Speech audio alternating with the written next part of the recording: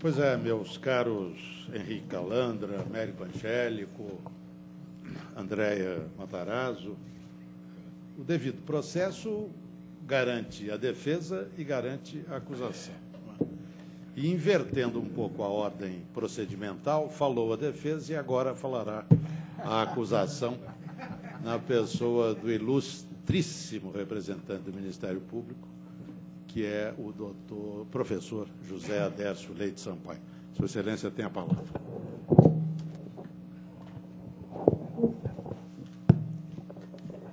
Oi, você é um acusador nos moldes da Constituição de 88, um acusador que pensa primeiro na absolvição, para depois, se for o caso, pensar na condenação.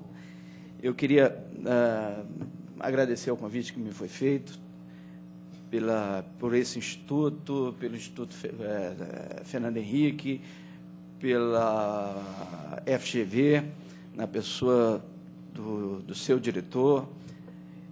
Vejo na plateia pessoas que foram meus professores de leitura. Na mesa também, uma outra pessoa que me inspirou muito em matéria de direito e de direitos. Eu queria, meu caro presidente, dizer que desse tema todo, é certo que cada uma das análises, cada uma das observações feitas pelo doutor Antônio Cláudio mereceria uma reflexão, um debate. Nós não estamos a defender nem, eu não gosto da expressão, mas é o que se usa, a ideia de tornar a sociedade, mais especialmente a sociedade de segurança, a comunidade de segurança, num grande espetáculo. Quer dizer, o teatro tem o seu espaço próprio, o espaço próprio não pode ser o tribunal, não pode ser a atuação do Ministério Público, nem a atuação policial. Eu, de uma certa forma, gostaria de fazer aqui um preâmbulo e, dentro da exiguidade do tempo, destacar o que a gente pode chamar de trivialização da ilegalidade. Com essa trivialização, que, de uma certa forma, se tornou, nas palavras do doutor Antônio Cláudio, já uma pré-condenação e uma naturalização da injustiça penal, eu com ela não compactuo e posso afirmar com toda a convicção de que o Ministério Público, como instituição, também não compactua. Certamente que as instituições amadurecem, as instituições têm que amadurecer, não é? E equívocos fazem parte desse processo de amadurecimento. Mas nós não podemos, de plano, simplesmente fazer uma generalização que não pode ser feita. Nenhuma generalização, e isso será a parte final do que eu procurarei falar, nenhuma generalização em relação à atuação do Judiciário, das polícias e do Ministério Público, nem tampouco um ataque direto à disciplina legal existente, desde que, evidentemente, tenhamos a capacidade de absorver essas críticas, de aprender com essas críticas e de aperfeiçoar esses vícios e esses equívocos no sentido do amadurecimento. E eu digo isso porque, focando um pouco, e o meu objetivo foi mais esse, o debate entre justiça penal e garantias individuais, eu queria fazer uma relação mais direta, e para o meu foco ser inviolabilidade das comunicações, fechar meu foco na questão de segurança pública e direito, ou da relação que deve existir entre segurança pública e direitos fundamentais. A mim me parece muito claro de que, quando nós damos primazia à segurança pública, nós estamos falando em um estado de polícia.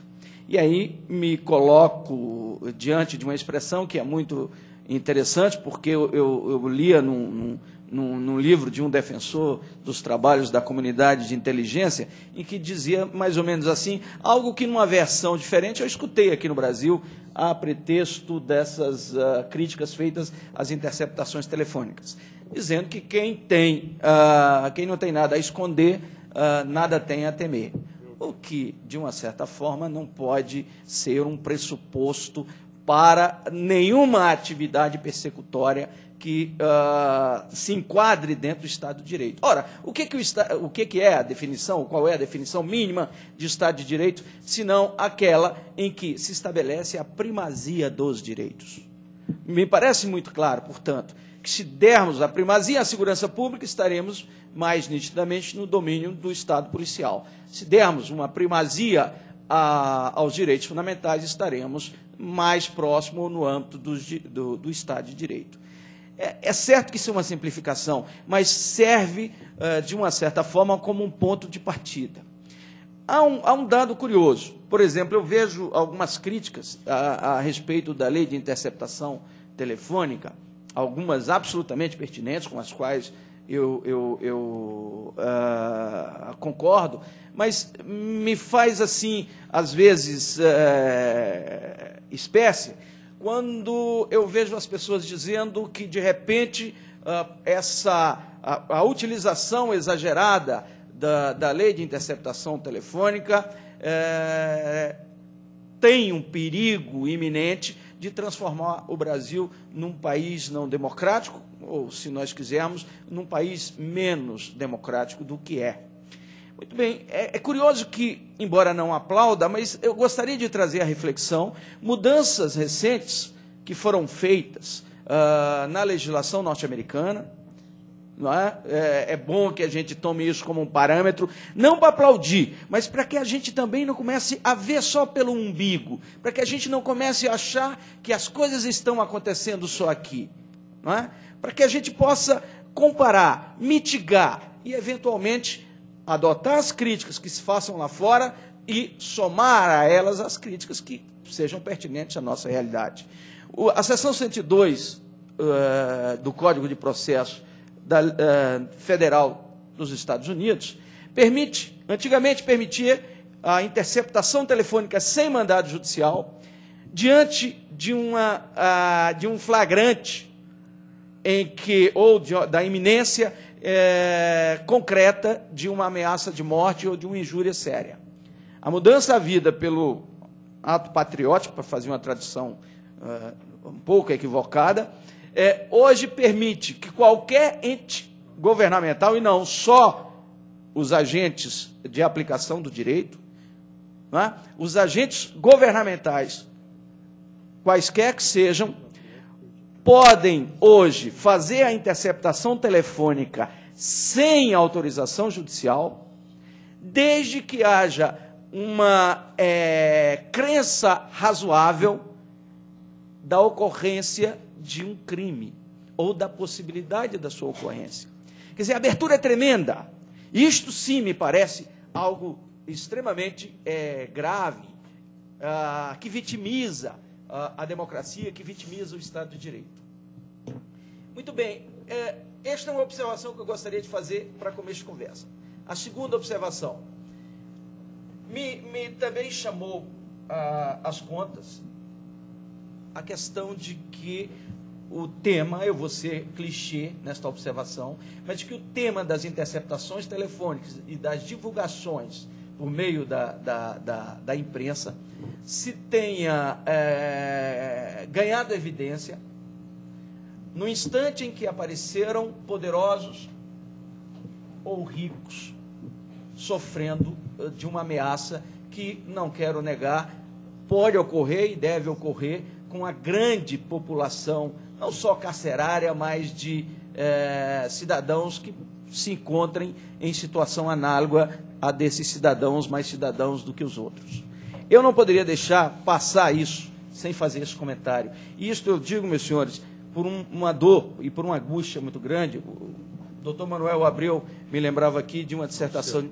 Alceu. Me lembrava aqui de uma observação de um livro, na realidade, uma pequena contribuição sobre direito à intimidade e à vida privada.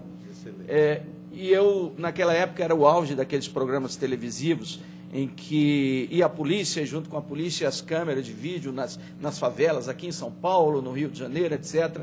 E eu buscava na jurisprudência jurisprudência brasileira, algo que nos indicasse um conteúdo brasileiro do direito à intimidade e à vida privada. E quando eu buscava na jurisprudência, o que eu encontrava era sempre alguns a dizer que era ponto nuclear do direito à intimidade e à vida privada, o sigilo bancário. E, naquele instante, eu estava observando as invasões de privacidade, a inviolabilidade da casa sendo desrespeitada, a imagem daquelas pessoas sendo mostradas, e nada disso vinha à tona. Então, me parece que nós continuamos a repetir esse quadro de exclusão social no instante em que só identificamos esta ilegalidade quando pessoas que compõem o estrato social mais elevado tenham o seu nome e a sua imagem projetados no rádio e na televisão e nos jornais. Então, esta é uma preocupação que eu tenho que deixar exposta. Não que eu ache, evidentemente, que eles têm menos direito do que outros cidadãos. Muito pelo contrário. Tem tanto direito quanto. Mas também não é certo que eles sejam mais cidadãos do que outros cidadãos.